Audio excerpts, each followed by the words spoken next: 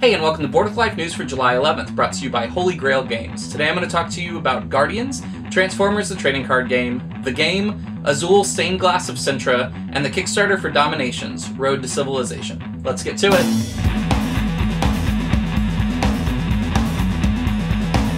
Guardians is a new game just announced from Plaid Hat Games. Of course, the artwork and theme are awesome because it's Plaid Hat, and Plaid Hat does an amazing job with all of that kind of stuff. In this game, you're going to be a team of superheroes, and you're going to be fighting other teams of superheroes. It's a 2 to 4 player game, so it seems like you can go head-to-head, or kind of a larger thing. It has some tactical location control elements. I don't know if this is going to be kind of similar to Smash Up, where you have locations and you like assign people to them or not. Not 100% on how the game entirely works, but it looks awesome, and Plaid Hat certainly has a good record of certainly more hits than misses, and they're really good at card games as well. Obviously, they're very well known for their card games, so very excited to try this one out. Transformers trading card game was announced from Wizards of the Coast, and guess what? It sounds like it's a trading card game. In it, you're going to be building decks of like hero action power things, but you're also going to have Transformer cards, and the Transformer cards are twice the size of normal cards, and you can flip them over, so there's a Transformer side and then like an alternate side that you'll be flipping during the game. In it, the press release, the actual press release is a quote from it, feature premium printing treatment on one of their sides in reference to the cards, which first off, saying something has treatment on one of its two sides is like, well, why not both sides? And maybe it's a manufacturing reason, but then why do it at all? Because one of the sides is different. Also, if that's like the thing you're toting for your trading card game is like, there's premium printing on one side of some of our cards, that's really boring. I can still get into trading card games or collectible games, but they need to have some sort of different hook. Like, I got into Star Wars Destiny because it had the dice and it was interesting and it felt like new mechanics, but just this like same trading card thing, I don't know why anyone would start a new one aside from being a super big Transformers fan, which obviously there are, and I'm sure it'll do fine, but not for me. The game that came out a couple years ago and has the worst title ever, and I literally Googled it, and I was thinking in my mind, I was like, oh, I'll just Google the game, and by now, with how popular the game is, it'll probably be the top result. I totally forgot about the rapper named The Game, also a weird rap name, but, so he was the top result. So this isn't even the top result in Google, it's not even a game comes up, it's a rapper. Anyways, it's getting a facelift with new artwork from one of my favorite board game artists, Kwanchai Moria. The original game artwork was dumb. It was like a red evil skull flamey looking thing, and the theme of the game is whatever, who cares? And so I don't know why they chose to go with artwork that made it look like it was kind of like dark when it's not a dark game. It's a punishing game, but it's not like a weird evil dark game that looks like reject artwork from like, I don't know, like a Slipknot cover band's poster art or something. I don't know. Anyways, they're getting new artwork, and it's bright and colorful and inviting, which is what this game should have had from the get-go, because it's that kind of game. And Kwanchai did an awesome job. He very subtly, reading his comments on it, is going from kind of like primordial single-cell stuff all the way through like the atomic age in his artwork, but it's very like retro 50s, very bright and colorful, really beautiful, so excited about that. Azul Stained Glass of Sintra is a new standalone spin-off game based on Next Move Games' Azul that came out last year and was a huge smash hit. It seems like they have expanded their 4-letter titles now by having subtitles to allowing 24 letters and a punctuation mark. It's kind of cheating a little bit, but I don't know. It's their company. They can do whatever they want. In this game, you are drafting translucent window pane pieces, and you're trying to build stained glass windows. Some of the stuff looked very similar to Azul. There's kind of the circles in the middle of the table with the tiles on them. Some of it looks significantly different. Like instead of one player board, it looks like you're drafting like strips of tiles that have maybe like 5 spaces on them each, and you're putting those together to kind of make your board. So it seems like there's a lot of variability in kind of what's going on your board. Not sure how it's going to play the same or different, but definitely interested in it.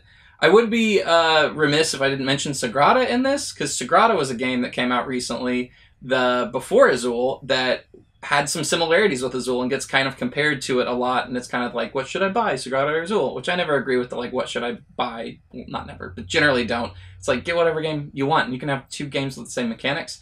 But they're both drafting games with restrictive placement, where you place the things that you draft that then create a visual, like, beautiful thing. So it is like certainly, I don't know. It's certainly not illegal or anything that Next Move is doing. But it is maybe not in like the best taste to take that theme. But then again, I mean, I'm sure that there was a second zombie game ever, or a second Cthulhu game ever. So maybe there's going to be 1,000 stained glass window games, and then this will just be a thing. I don't think that'll happen, but a little bit of a weird move. But at the same time, I really like Next Move's games. Azul is one of my favorite games, so I'll still definitely be checking this one out. It's coming out at Essen this year. This week's Kickstarter is for Dominations: Road to Civilization. This is a civ building game where you start out as an early civilization and you're trying to build up into an empire. It uses like domino mechanics where you're trying to like match sides of things with these cool triangular tiles where you're trying to match up different colors on different sides, and then those give you the powers of those colors. But you don't have to match them, but it's better if you do. So the board is this interesting thing because whenever you're working with triangular tiles, it kind of goes out in an interesting way as opposed to just boring old square tiles. You're also getting like square mastery cards that are like arts or technology or whatever, things like that, and you're also trying to match those up so that the colors on the sides match each other. So it's got a lot of kind of like tactile planning involved, which I'm into. I like that kind of stuff. It comes with a Kickstarter exclusive mini expansion, which I don't know where you fall on Kickstarter exclusive stuff, but if you're backing a Kickstarter, you get extra stuff, so there's that. And it's going for 45 euros right now on Kickstarter, which is about 53 bucks. So if that sounds interesting to you, go back that. All right, that's the news for this week. Thanks so much for tuning in. Make sure you subscribe to this channel. Make sure you follow me on social media. I'm at Chris Bryant Games on Instagram and Twitter. And make sure you check out my Patreon linked in the description below, because that's how I get to do this stuff. So hopefully if you think these videos are valuable or you like the content, it's great to show me a little bit of support that way. Okay, this week's question comes from @Carly Robinson via Twitter, and they ask, what are the most interesting win conditions? Which would you like to explore further in your own designs? So I was thinking about this, and I was thinking of like win conditions in specific games that were cool, but it's not like a design space really, it's just like that specific game worked in that way. And I think where I landed is that I think win conditions that are directly tied to game end are fundamentally more interesting and more exciting than win conditions that are based on points or things that are tabulated after the game has ended, right? Like, a better scenario is like a game ends with a winner than all the games I've designed, and that's not true. The Dragon Ball Z is a cooperative game, so that has a clear end. But the games I design that have a game end, and then everyone counts up their points, which is a very normal thing in games. Most games kind of end that way. And then somebody goes, oh, I got 76. I got 84. Oh, I got 49. I got 93. And you like figure out the winner after the fact. And even in the like telling of the scores, it's like, I got 86. That feels pretty good. Did I win? Did I win? No, I didn't win. That's not a great feeling. So games, I mean, chess has a win condition that decides the end of the game, which whenever the king is captured, the game has ended, right? Like, I have bested you, right?